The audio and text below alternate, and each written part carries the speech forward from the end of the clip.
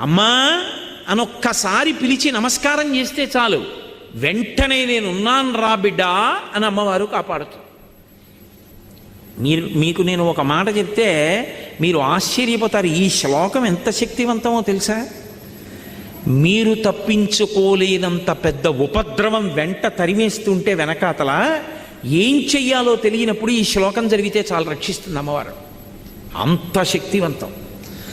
చండీపరదేవత అనుగ్రహం అంటే అలా ఉంటుంది. అందుకే చండీ చరణవు అని చండీపరదేవతని స్తోత్రం చేశారు శంకరాచార్యులు వారి ఈ శ్లోకంలో.